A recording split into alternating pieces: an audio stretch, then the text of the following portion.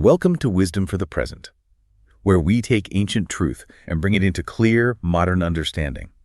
This episode uses AI-generated narration based on human-researched and written material. Right. So imagine waking up to the realization that in order to save your civilization from just total extinction, you have to forcefully banish your own family into the freezing rain. Yeah, it's intense. Like your whole community is gathering in the town square, people are violently weeping, pulling out their own hair, shivering in a torrential downpour. Yeah. And you're basically being told that to secure your future, you have to sever ties with the people you love the most. Wow. I mean, that is the agonizing, deeply uncomfortable reality we are going to confront at the climax of our deep dives today. Yeah. We're looking at a text born out of absolute devastation, trying to answer how human beings survive when, their entire world has been burned to ashes. It is an incredibly difficult image to process, but it really sets the stakes perfectly. The text we're examining today is an ancient apocryphal book known as 1 Esdras. And depending on the historical tradition you're looking at,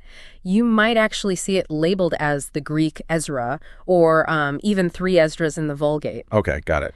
But honestly, no matter what title it carries, it is just a staggering piece of literature. It dates back to roughly the 2nd century BC. So it's old, really old. Yeah, very old. And it was highly influential in the ancient world. It was widely read, and it was actually included in the Greek Septuagint. Which is the Greek translation of the Hebrew scriptures, right? Exactly. The one heavily used by early Jewish diaspora communities and, early Christians. But here is the fascinating part. When the dust finally settled on the canonization process for the standard Hebrew Bible, 1 Esdras was just left out. See, the mechanics of how texts make the cut or get left on the cutting room floor always fascinates me. Oh, for sure. Because when you say it was in the Septuagint but not the standard Hebrew Bible, we are talking about a massive cultural divergence. The Jewish community living in Alexandria, Egypt, right?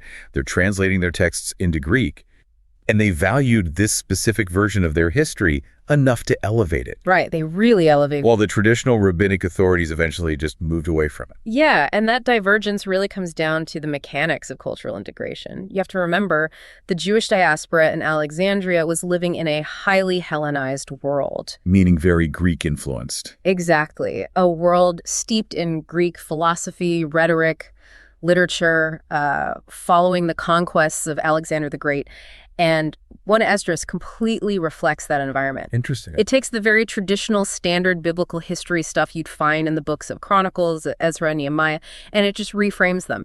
The Greek in 1 Esdras is elegant, it's flowing, it's highly stylistic. Oh, wow. But more importantly, the author inserts an entirely original, highly philosophical narrative right into the middle of the history. Like a completely new story. Yeah. It's a debate that reads way more like a Greek philosophical symposium than, a standard Hebrew historical account. So the traditional Hebrew canon likely prioritized the older Hebrew and Aramaic records, while the Greek-speaking world gravitated toward this philosophical synthesis. Okay, let's unpack this.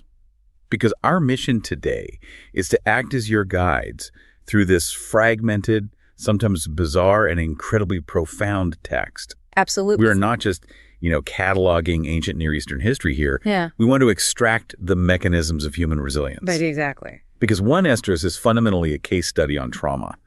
It explores the intoxicating nature of political power, the psychology of the distractions we use to numb our pain, and really the ultimate enduring architecture of truth. That's a great way to frame it. But to understand the recovery, we have to grasp the sheer catastrophic scale of the loss, right? Right. And the contrast the author provides here is just staggering. To illustrate the depths of the trauma, 1 Esdras doesn't actually open with the destruction. It doesn't. No, it deliberately opens with the highest peak of the mountain. Chapter 1 details a golden age under King Josiah. Oh, I see. It describes this massive, unprecedented Passover celebration in Jerusalem. And the administrative and logistical details in the text, they're meant to overwhelm you with a sense of stability and immense wealth. Like showing off how good things used to be. Exactly. The priests are arrayed in long garments, standing in perfect order according to their tribes. The temple singers are perfectly orchestrated. And the sheer volume of the economics involved is wild. Yeah. I mean, the text says Josiah personally donates 30,000 lambs and kids. Yes. Plus 3,000 calves.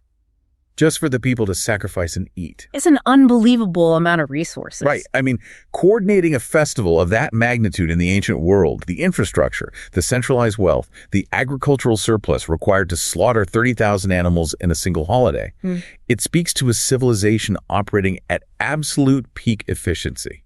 It really does. The text explicitly notes that such a Passover had not been kept in Israel since the time of the prophet Samuel. Wow. Josiah had recently centralized all religious worship in Jerusalem, purging the regional shrines.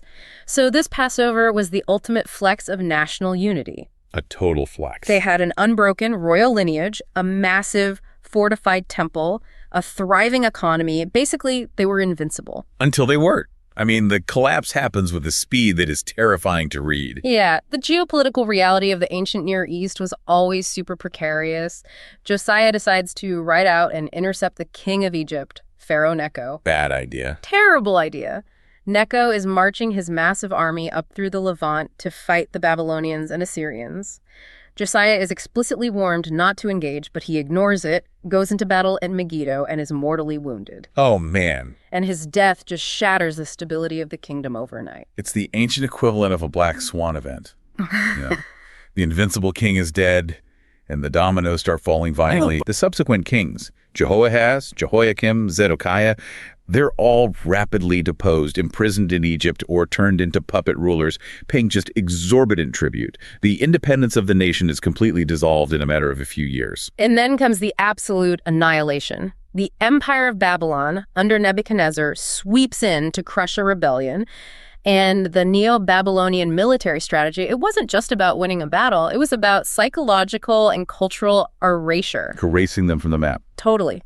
The Chaldean armies breached the walls of Jerusalem. The text describes how they slaughter the young men right inside the Holy Temple. Absolutely no regard for the sacred space. Horrifying. They strip the temple of all its gold and sacred vessels, burn the entire architectural marvel to the ground, break down the defensive walls, and then implement their standard geopolitical tactic, mass deportation. Right, the exile. Yeah.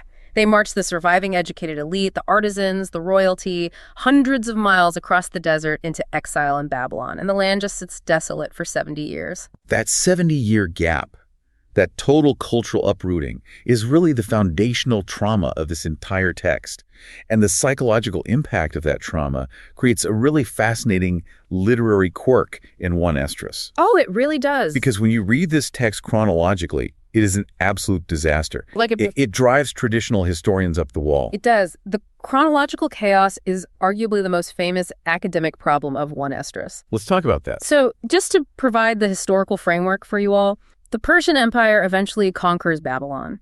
The actual historical sequence of the Persian kings who ruled over the Jewish exiles was Cyrus the Great, followed by Cambyses, then Darius I, then Xerxes, and then Artaxerxes I. Okay, that's the real history. Right.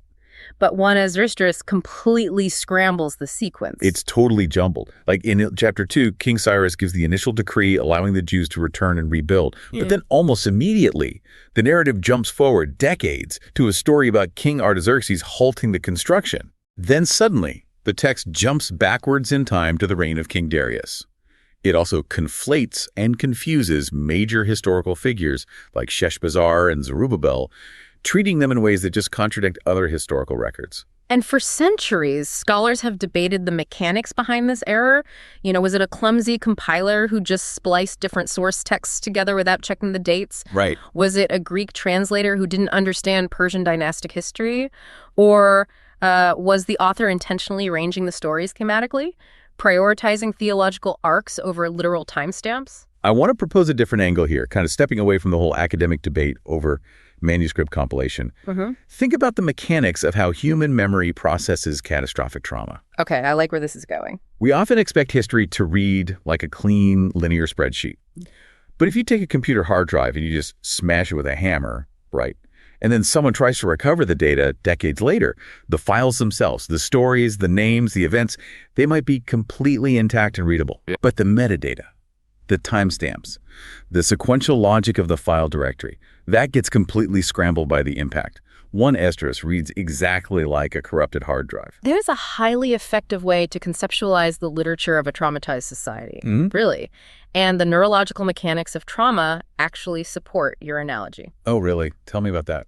Well, when an individual experiences a severely traumatic event, the brain's hippocampus, which is responsible for linear chronological memory consolidation, is often overwhelmed by the amygdala. The fight or flight center. Exactly, which processes intense emotion and survival responses. So the resulting memories are frequently fragmented, they're nonlinear, and they're organized by thematic or emotional intensity rather than a strict timeline. Exactly. I mean, if you ask someone who has survived a life-shattering event to recount their history, they rarely start at January 1st and move smoothly to December 31st. They jump around. Very true. They talk about the moment they felt the most hope, then suddenly flash forward to the moment of deepest betrayal, then jump back to the initial shock.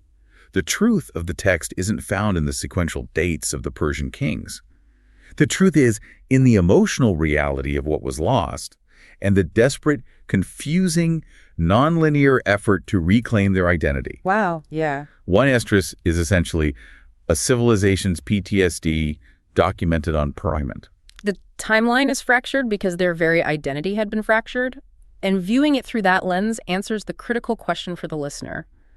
Why should a jumbled ancient Greek text matter to you today? Right. Why care? It matters because human experience is cyclical. We all face moments where our personal timelines are violently ruptured. A 20-year career evaporates overnight. A marriage you thought was permanent ends in a messy divorce. Yeah. A belief system you structured your entire worldview around collapses under the weight of new information. You essentially find yourself in your own version of Babylon. You're exiled from the life you assumed you were going to live, sitting in the rubble of your expectations. Precisely. And in that existential vacuum, one Esdras serves as a psychological guidebook. It documents how human beings attempt to rebuild their communities, their sacred spaces, from absolute scratch, while constantly navigating a world dominated by massive, shifting, and often hostile external forces. So true. But to rebuild, you have to figure out what is actually real. You have to identify what holds actual power in the world so you know what to anchor your new life to. Which brings us to the existential crisis that sets the stage for the most famous, the most unique, and frankly the most brilliant section of 1 Esdras. This is a story you will not find anywhere in the standard canonical Bible. No, you won't. It spans chapters 3 and 4, and it basically operates as the philosophical heart of the entire book. The contest of the 3 guardsmen. Yes. Set the geopolitical stage for this because the sheer scale of the environment is so crucial to understanding the arguments these men are about to make. Okay, so the Jewish people are still living in exile. The Persian king Darius, who has solidified control over the largest empire the ancient world had ever seen, throws a massive feast. Like an impossibly huge feast. Oh, the administrative mechanics of the Achaemenid Empire were staggering. The text notes this feast is for all his subjects, his captains, his governors spanning from India to Ethiopia, covering 127 distinct provinces. Insane. The wealth flowing into the capital through the Persian tribute system was just astronomical. This feast is the ancient equivalent of the most opulent, overwhelming display of geopolitical hegemony imaginable. Every person of influence in the known world is gathered in one room, entirely subject to the whim of one monarch. The power dynamic is absolute. Totally. So after this massive banquet, the king retires to his bedchambers to sleep. And while he is unconscious, 3 young men who serve as his personal bodyguards decide to hold a contest to pass the time. They devise a philosophical wager.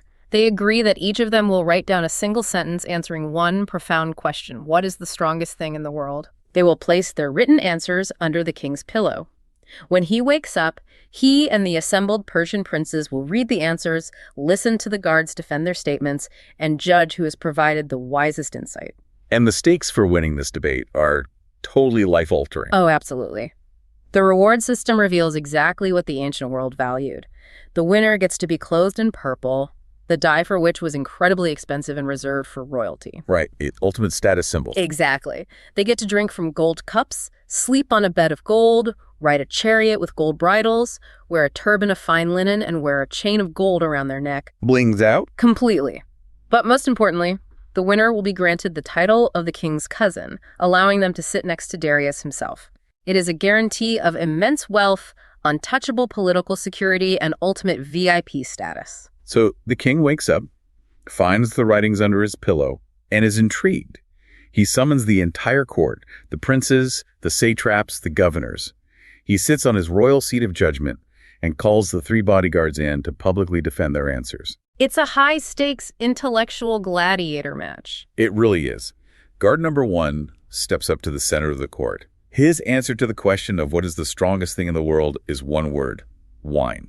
And the first guard delivers a highly psychological, behaviorist defense of wine. He isn't talking about the physical strength of the beverage. He is analyzing its neurological and sociological impact. Interesting. He argues that wine is the strongest force because it has the power to completely override human cognition and societal structure.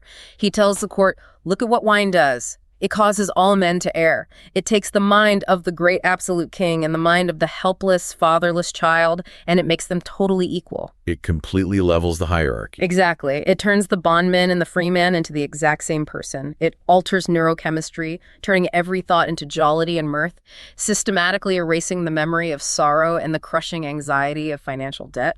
The guard points out that under the heavy influence of wine, a man forgets his allegiance to the king, he forgets his loyalty to his friends, he might draw his sword on his own brother in a blind rage, and when he finally wakes up from the stupor, he has zero memory of the violence he committed.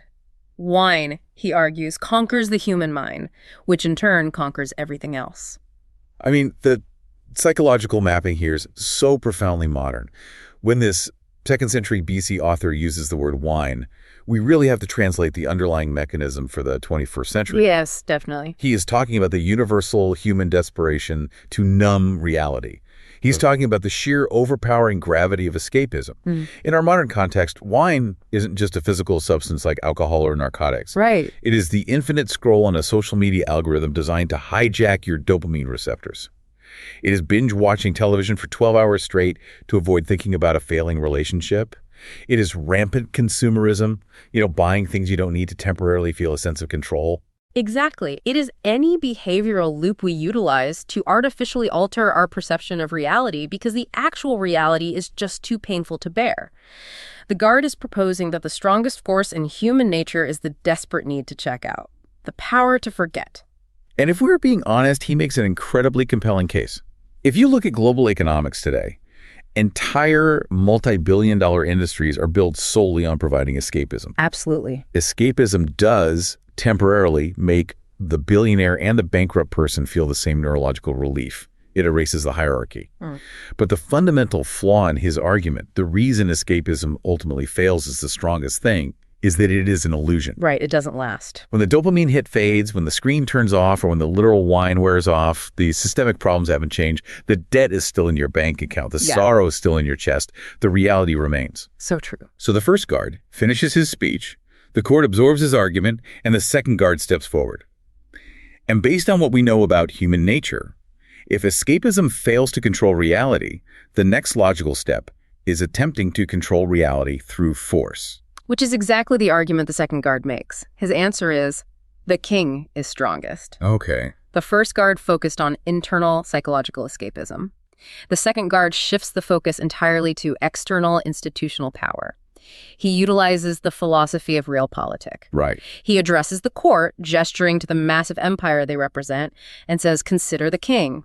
Men bear rule over the sea and the land, they conquer nature, but the king has absolute dominion over all of those men. So true. If the king commands them to make war, they march. They will physically break down mountains, walls, and fortified towers. They will slay others and allow themselves to be slain, all just to bring the spoils of war back and lay them at the king's feet. He goes into the economics of it too, right? He does. He details the mechanics of ancient agriculture and taxation. He points out that it isn't just the military that bows to the king. The farmers who spend their entire lives toiling in the dirt, entirely divorced from royal court life, when they finally reap their harvest, the system compels them to bring tribute, their agricultural surplus, directly to the king. Wow. The king is biologically just one frail mortal man, but his institutional authority dictates reality. If he commands to kill, people die. If he commands to build, cities rise. If he commands to spare, lives are saved. The power of a single word. Exactly. The king lies down, eats, drinks, and sleeps in complete vulnerability, Yet massive armies stay awake to keep watch around him. The king, the guard argues, is the ultimate, undeniable reality of the world. Let's translate that institutional mechanic to our current era. Obviously, most of the world no longer lives under an absolute divine right monarch like Darius, but human psychology hasn't changed. We are just as obsessed with the power of the king. Oh, absolutely. Today, the king represents geopolitical hegemony, the stock market, massive multinational corporations, the algorithm that dictates public discourse, centralized institutional authority. The second guard is basically articulating a belief system that dominates the 21st century. The belief that whoever sits on the throne of institutions, whoever controls the economy, the military-industrial complex, or the legislative branches, has the ultimate power to dictate human reality. It is the ultimate pragmatic argument. It asserts that systemic power is insurmountable. Think about how many people live their everyday lives paralyzed by the belief that if the wrong political faction gains control, their personal world will literally end. Or conversely, they believe that if they can just climb the corporate ladder and align themselves with the right institutional power, they will finally be safe. Right. We culturally worship the concept of the king because external organized power appears completely invincible. It is a very intimidating argument to counter. How do you argue against the physical reality of an army or the economic reality of taxation? But then the third guard steps forward. Oh, here we go. And the author of 1 Esdras reveals his identity. It is Zerubbabel. Wow. He is a young Jewish exile, the very man who historically will later lead his people back to the ruins of Jerusalem. He placed a 2-part answer under the king's pillow. He wrote, "Women are strongest, but above all things, truth beareth away the victory." This section completely blew my mind because of how brilliantly Zerubbabel deconstructs the previous arguments. Yeah. Let's look at the first half of his thesis. Women. Now, obviously, we have to look past the overt ancient patriarchal framing of a 2nd century BC text to extract the psychological core. For sure.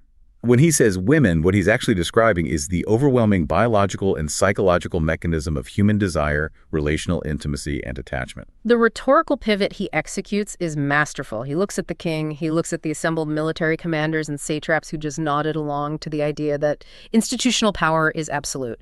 And he asks a simple biological question. Who gave birth to the king? Women. Who painstakingly crafts the beautiful clothes that bring glory and status to these powerful men? Women.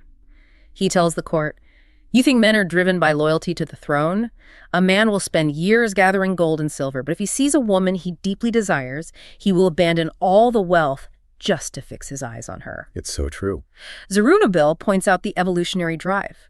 A man will leave his own father, his mother, and his own country, abandoning his entire institutional and familial identity to cleave to his wife. Men will take a sword, wander out into the dark, brave wild lions, commit robbery and theft, putting their own lives at extreme risk, purely to bring the spoils back to the object of their affection. He systematically dismantles the second guard's argument by proving that institutional power is entirely subservient to biological and relational desire. And then he gives this incredibly vivid, almost scandalous historical anecdote right to King Darius's face. Oh, this part is amazing. He says, "I saw the king and Apame, his concubine, sitting at the right hand of the king. She took the crown off the king's head, put it on her own head, and slapped the king with her left hand." It is a stunning breach of court etiquette to bring this up, but it proves his point flawlessly. And how does Zerubbabel describe the king's reaction to being physically assaulted and publicly humiliated by his concubine? He says the king just gaped at her with an open mouth. If she laughed at him, he laughed. If she was angry with him, the king, the absolute monarch who commands armies to level mountains, had to grovel and flatter her just to win back her favor. Zerubbabel exposes the fragile psychology behind the throne. The second guard argued that institutional power is absolute. Zerubbabel counters that interpersonal desire and intimacy easily override geopolitical authority. Wow. The king might rule the entire known world, but the king is fundamentally a slave to his own neurochemical need for affection, approval, and intimacy. It perfectly captures human behavioral economics. People will blow up their lucrative careers, commit federal crimes, leak classified documents, or move across the globe for love, lust, or familial attachment. Relational desire makes an absolute mockery of institutional power. It really does. But, as I mentioned, we do need to push back on the ancient text here because Zerubbabel goes on to use some harsh framing, talking about how men lose their wits and how women are wicked, meaning corruptible or flawed. The ancient gender bias is obvious. But if we extract the mechanism, he's successfully peeled back the layers of human motivation. He has established a hierarchy of earthly power. The first layer is the desire to escape reality wine. The second layer is the attempt to control reality through force, the king. The third layer, which overpowers the first two, is the biological and psychological drive for connection and desire, women. Right. But Zerubbabel has set a philosophical trap. By demonstrating the immense power of desire, he has simultaneously shown that all earthly powers are inherently flawed, transient, and subject to corruption. Escapism wears off and leaves you empty. Institutional power is wielded by mortals who are easily manipulated. Human desire is fickle and often leads to irrational ruin. Having proved that the physical world is unreliable, he delivers the masterstroke. He pivots to the second half of his thesis. The truth. Yes. Zerubbabel shifts his gaze from the earthly court to the cosmos. He says, "Great is the earth, high is the heaven, swift is the sun in his course. For he compasseth the heavens round about, and fetcheth his course again to his own place in one day. Is he not great that maketh these things? Therefore great is truth, and stronger than all things." Chills. He stands before the Persian elite and declares that wine is unrighteous, the king is unrighteous, and human desires are unrighteous. Now, in this ancient context, unrighteous doesn't just mean morally bad. It means imperfect, asymmetrical, prone to decay and corruption. Right, flawed. But truth endures, he says. With her there is no accepting of persons or rewards, but she doeth the things that are just. She is the strength and the kingdom and the power and the majesty of all ages. Blessed be the God of truth. And the response from the crowd is explosive. The text says all the people literally shouted, "Great is truth and mighty above all things." That specific shout from the crowd birthed a phrase that echoed through Western civilization for millennia. The Latin translation of that moment is Magna est veritas et prevale. Great is truth and it prevails. It became a foundational maxim for philosophy, law, and theology. We really need to drill down into the mechanics of what Zerubbabel means by truth. Because if a modern listener hears that, they might just think of factual accuracy. Sure. They might think he's saying, well, 2 + 2 = 4 and math is the strongest thing in the world. But that completely misses the scale of what is happening in this text. To understand the magnitude of his argument, we have to look at the Hellenistic cultural influence we discussed earlier. The author of 1 Esdras is synthesizing Jewish theology with Greek philosophical mechanics, specifically the Platonic theory of forms. Oh, Plato. Okay. In Plato's philosophy, the physical world we interact with, the trees, the kings, the empires, our own bodies, is merely a shadow. It is a decaying, imperfect reflection of a higher, eternal, unchanging reality called the realm of forms. Like a blueprint. Exactly. There is a perfect, eternal blueprint for justice, for beauty, for mathematics. In Hellenistic thought, truth is that ultimate, eternal blueprint. So the author is taking that Greek philosophical architecture of an unchanging ultimate reality and fusing it with the Jewish concept of God's moral law. Precisely. In the older Jewish wisdom literature, like the Book of Proverbs, wisdom is personified as a divine force woven into the very fabric of creation before the universe even existed. Zerubbabel is arguing that truth isn't just a correct statement of facts. Truth is the moral and physical architecture of the universe. It is divine integrity. It is the bedrock reality that exists entirely independent of human perception or manipulation. Escapism tries to make you forget reality. The king tries to manipulate reality through violence and taxes. Desire distorts reality through neurochemical emotion. But truth is reality. It doesn't take bribes. It doesn't care if you are a satrap or a slave. It doesn't care about your political affiliation. Kings rise and are assassinated. Empires like Babylon crumble to dust. Human passions burn hot and then fade away. But the moral arc of the universe, the gravitational pull of divine integrity, remains completely untouched. This creates a profound psychological anchor. For a Jewish exile living under the thumb of the Persian Empire, the physical evidence suggests that the Babylonian and Persian gods are stronger, that imperial violence is the ultimate authority. Right, because look around. Exactly. Zerubbabel's argument provides an intellectual mechanism to survive that oppression. The empire is temporary. The moral architecture of truth is eternal. Let's translate that psychological anchor to the present day, because this framework is incredibly relevant for anyone trying to navigate the 21st century. Sociologists literally define our current cultural moment as the post-truth era. They do, yeah. We are drowning in a digital ocean of deepfakes, algorithmic manipulation, cynical political spin, and highly curated social media realities. It generates massive, cognitive dissonance. It is so incredibly easy to become utterly cynical. Oh, for sure. You look around, the data tells you, well, the massive corporations and corrupt politicians, the king, are winning. The algorithms hijacking our dopamine desire are winning. I might as well just tap out, give up on trying to change anything, and distract myself with the screen wine. The cognitive dissonance you are describing is the exact same existential dread the exiled Jews faced in Babylon.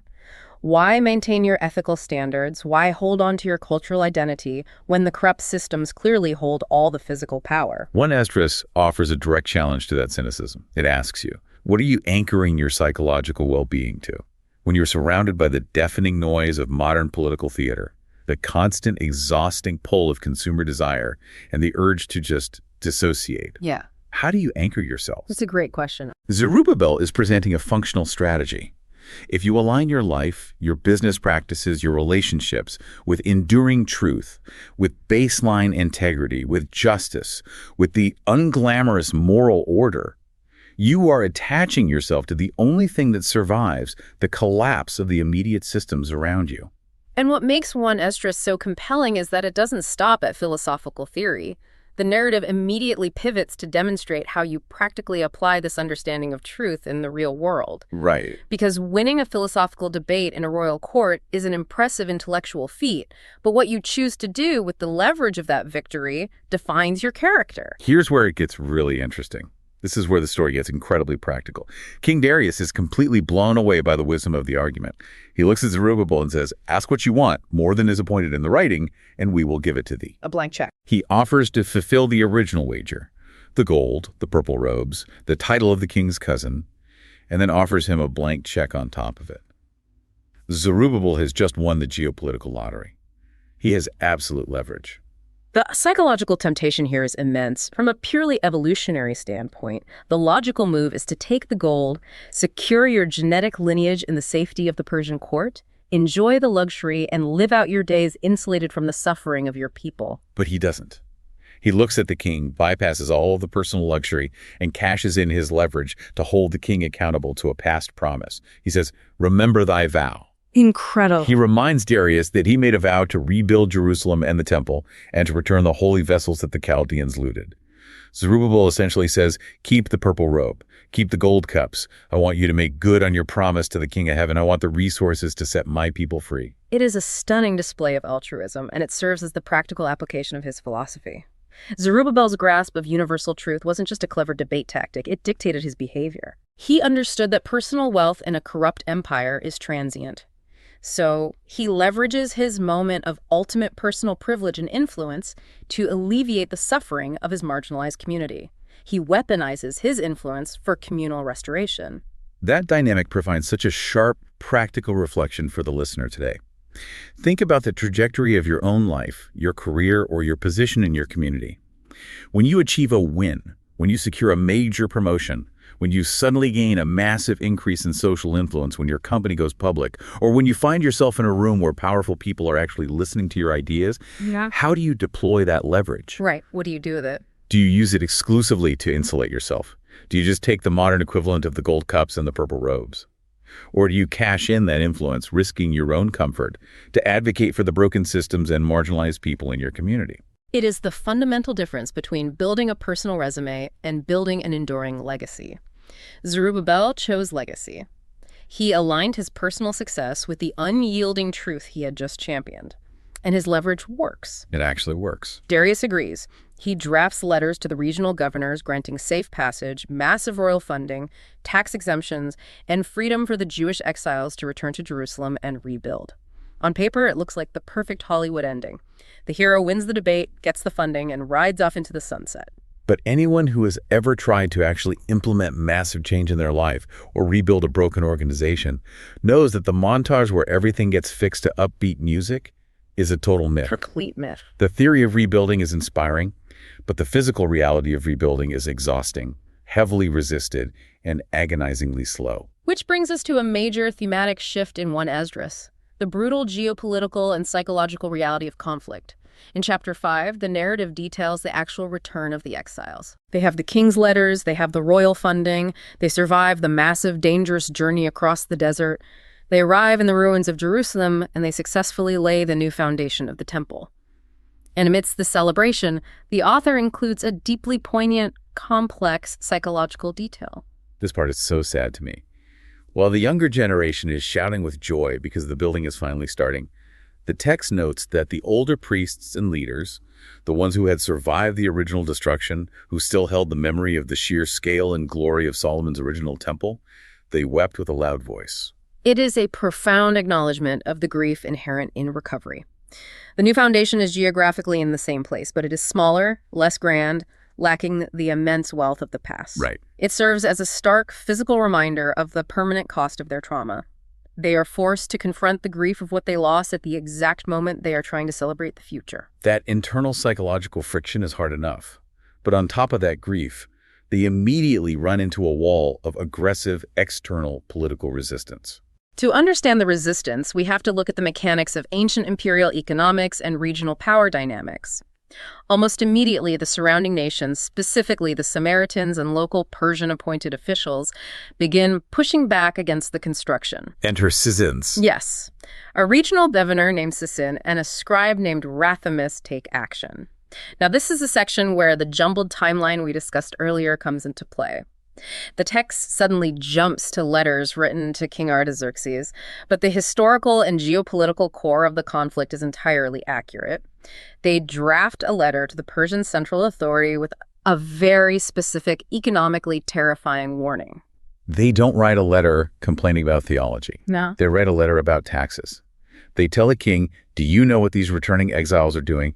They are rebuilding Jerusalem, which historical records will prove has always been a rebellious and troublesome city. If you let them finish fortifying these walls, they will cut off the trade routes, they will stop paying tribute, and they will rebel against the empire. You will lose revenue. It is a masterclass in political fear-mongering based on economic threat. The Persian Empire functioned on a strict system of tribute, paid in silver darics and agricultural yield. The local governors recognized that if Jerusalem was fortified and regained its regional autonomy, the power dynamic of the entire Levant would shift. And they'd lose out. Exactly. The governors would lose their influence and their cut of the resources. So they framed the Jewish rebuilding effort not as a religious project, but as an imminent threat to the king's treasury. And the tactic works perfectly. The king's administration searches the Babylonian historical archives, confirms that Jerusalem did indeed have a history of rebelling against empires, and sends a decree ordering the construction to stop immediately. Just brutal. The rebuilding effort grinds to a devastating halt. After all the triumph in the Persian court, the exiles are left stranded in the dirt, surrounded by half-finished walls. This narrative arc reveals a harsh truth about the nature of progress. We have a tendency to believe that if our cause is just, if we have aligned ourselves with the truth, as Zerubbabel did, the universe will reward us with a smooth path. Oh, how I wish that were true. Right. But Esdras violently shatters that expectation. It demonstrates that aligning with truth does not eliminate friction. It practically guarantees a collision with the entrenched status quo. Let's apply that friction to our daily lives. Whenever you attempt to build something meaningful, whether you are establishing a new, healthy psychological boundary, launching a disruptive business model, attempting to recover from severe addiction, or trying to restore a fractured marriage, you are going to face massive resistance. The old world will actively try to halt your progress. Internally, you will face the grief of the old priests. The voices in your head mourning what you lost and telling you that the new version of your life will never be as good as the past. But externally, you will face your own version of Sisins and Rathamis. You will face pushback from people who preferred you the way you were or who feel economically or socially threatened by your growth. The local officials were threatened by the shifting power dynamic. In modern social dynamics, when an individual sets a firm boundary or stops engaging in a toxic behavioral loop, they disrupt the social ecosystem around them. Very much so. People who historically benefited from your lack of boundaries or who enabled your destructive habits will write their own metaphorical letters to the king. They will gossip, they will attempt to sabotage your progress, they will reframe your healthy growth as you being rebellious, difficult, or selfish. But the crucial takeaway from this section of 1 Esdras is endurance. The exiles are stopped, but they don't abandon the site. Encouraged by the prophets Haggai and Zechariah, they eventually restart the building process in direct defiance of the local threats. The political records are audited again, the original decree of Cyrus is rediscovered, and Darius ultimately protects them, allowing the temple to be finished. Yes, they push through. The text demystifies recovery. It shows that rebuilding isn't a single triumphant montage. It is a grinding, politically fraught, exhausting process of pushing through the resistance of the old world day after day. Which brings us to the final and undoubtedly the most difficult, most controversial section of the text. In chapter 8, the narrative jumps forward again. Decades have passed since the temple was finished. A new leader, Ezra, a highly educated priest and scribe, arrives in Jerusalem from Babylon with a second wave of exiles. Right, Ezra enters the picture. He comes fully backed by the Persian king with the authority to officially establish the law of Moses as the governing legal code of the land. But upon his arrival, the local leaders approach him with a report that horrifies him to his core. I want to issue a very clear warning to the listener here because we are entering deeply uncomfortable territory. Yeah. Up until now, one Esdras has offered beautiful philosophy and inspiring resilience. But this final section forces us to grapple with the darkest, most abrasive shadow side of ancient identity, preservation, and boundaries. The local leaders inform Ezra that the Israelites who had been living in the land, including the highest-ranking priests and Levites, have not maintained their separation. They have heavily intermarried with the surrounding nations, the Canaanites, the Hittites, the Moabites, the Egyptians, and the Edomites. And Ezra's psychological and physical reaction to this news is incredibly violent. He doesn't just express disappointment. He physically rends his garments. He pulls the hair out of his head and his beard. Total devastation. He collapses on the ground in a state of absolute mourning, sitting in shock until the evening sacrifice. He then prays this agonizing, sweeping prayer of confession, declaring that their sins have stacked up to heaven and that they are inviting the wrath of God to completely wipe them out. And then he institutes a massive, mandatory, and brutal reform. He does. He issues a decree demanding that all the men of Israel must divorce and physically banish their foreign wives, along with any children born to those women. He mandates that the entire male population gather in Jerusalem within 3 days, threatening to confiscate the property of anyone who refuses. The text paints a horrific picture. It is the 9th month of the year, which is winter. It is freezing cold. There's a torrential rainstorm. The elements are just brutal. The men are sitting in the broad court of the temple, physically trembling from the freezing rain and the sheer, crushing psychological weight of what they're being forced to do. They're being commanded to cast the women they love and their own offspring out into the elements. It's awful. I really have to push back hard here. How on earth do we extract wisdom from this scene? To modern 21st century eyes, this is a nightmare. It looks like the textbook definition of xenophobia. It looks like religious extremism resulting in the traumatic systemic destruction of families. I know, it really does. Men are being forced to abandon their wives and children in the freezing rain. It is heart-wrenching. How can we possibly frame this as wisdom for the present? Your pushback is entirely justified. It is deeply disturbing to modern sensibilities, and it is crucial to state clearly that we do not have to blindly endorse the morality of the action to understand the psychological mechanics driving it. Okay, lay it out for me. If we connect this to the bigger picture, context is vital here. To understand this scene impartially, without projecting modern political frameworks onto it, we have to deeply analyze the existential reality of this specific group of people at this specific precarious moment in history. Right, they were barely surviving. Exactly. The returning exiles were not a mass and secure nation. They were a microscopic, traumatized remnant of a civilization that had been utterly annihilated. They were just barely holding on to existence, a tiny island in a massive imperial sea. Yes, and they were surrounded by larger populations that had historically sought their destruction. The text specifically highlights marriages with the Edomites. We have to recall the historical context. When the Babylonians laid siege to Jerusalem, the Edomites allied with the invaders and actively helped burn the temple and slaughter the fleeing refugees. Wow, okay. That's a lot of history there. These were not just neutral, friendly neighbors. There was deep historical, generational trauma and enmity. To Ezra, and to the leaders of this fragile community, intermarriage was not viewed through the modern lens of beautiful multiculturalism or diversity. To them, it represented total religious and cultural assimilation. It meant the literal genetic and theological extinction of their identity, the erasure of their history, and the final breaking of their covenant with God. Okay, I see the mechanism. From Ezra's perspective, this was a zero-sum game of survival. The older generation had compromised their ethics, worshipped foreign gods, and it resulted in the burning of their city and 70 years of exile. Exactly. Now the new generation is engaging in the exact same assimilation. Ezra believes that if they assimilate again, The Jewish people will simply cease to exist. The tiny root that God had saved from the fire would finally rot away. Yes. They viewed these marriages as a fatal regression into the exact idolatry and compromise ethics that had caused their civilization to be destroyed in the first place. Ezra's drastic action is the action of a battlefield surgeon amputating a limb without anesthesia to stop gangrene from reaching the heart. It's a graphic analogy, but it fits. The action is incredibly violent, it causes immense pain, it results in permanent loss, but in the surgeon's mind, it is the only viable option to prevent the death of the entire body. Now, we need to be exceptionally clear here.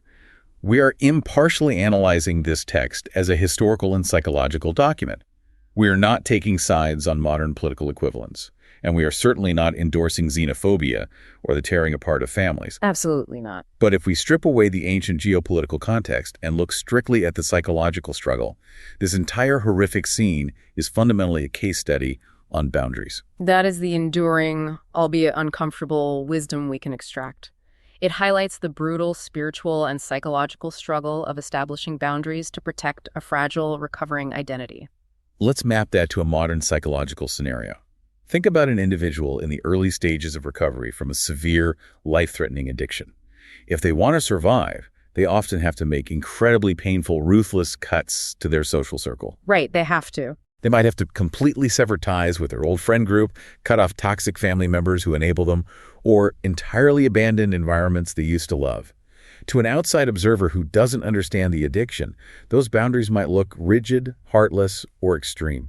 But it's survival. Exactly. To the person in recovery, it is literal life and death. If they assimilate back into that old culture, they will relapse and they will die. That analogy translates perfectly to organizational psychology as well. Think about a founder trying to establish a new company culture, or a leader trying to protect the core ethical values of an institution. If you allow behaviors, compromises, or partnerships that run fundamentally counter to your core purpose, even if those partnerships seem beneficial in the short term, eventually the original purpose dissolves. The identity is lost. The identity of the organization is lost. The agonizing scene in the rain forces the listener to confront a dual question first. What in your own life is slowly compromising your core identity?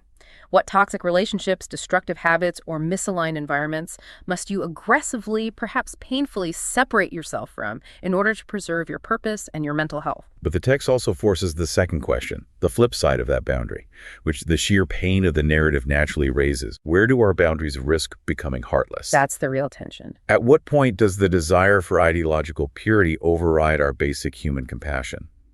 One Esdras does not give us an easy, sanitized answer. It shows us the trembling people in the rain. It shows us the devastating collateral damage of absolute boundaries. It forces us to sit with the reality that building and protecting an identity is messy, painful, and morally complex work. It is, and as we synthesize the entire journey of one Esdras, that tension is the overarching theme. This book is not a neat binary engineering manual for life. It is not an X-ray that gives you a clean black and white diagnosis. It is a messy, fragmented, deeply human document. It maps the entire spectrum of recovery. It exposes the intoxicating distractions of the world, the escapism of wine that numbs us, the institutional kings that intimidate us, the biological desires that hijack our logic. And it provides an anchor. Right. It provides the intellectual anchor we need, showing us the absolute necessity of aligning our lives with truth, the moral architecture of the universe that outlasts every empire and every algorithm. And finally, it shows us the grueling, unglamorous, and often painful reality of trying to rebuild a broken life or a broken community. It warns us that we will face economic and social resistance from the outside, and that we will have to make agonizing, heart-wrenching choices on the inside to protect the fragile thing we are trying to build. I want to leave you, the listener, with a final thought to mull over as we wrap up our discussion. It is a little piece of historical irony that encapsulates everything we've talked about. The physical temple that Zerubbabel, Ezra, and the exiles fought so hard to rebuild, the walls they grieved over, the construction they fought the local governors to finish, the community they tore their own families apart to protect. Yeah. It didn't last. Centuries later, the Roman Empire swept in and completely destroyed it again. The physical walls they fought for were knocked down into rubble. The institutional and physical structures ultimately succumbed to the decay of history. But the words that Zerubbabel spoke in that royal court, great is truth and it prevails. Those invisible words survive for thousands of years. They outlasted the Babylonian Empire, the Persian Empire, the Roman Empire, and they are echoing in your ears right now. So the question remains, are you spending all your energy building your life on physical walls and institutional power that can inevitably be knocked down? Or are you anchoring your life to the invisible truth that outlasts empires? That's the heart of this section. This is Wisdom for the Present, where understanding leads to clarity, and clarity shapes how we see and live. We'll see you in the next episode.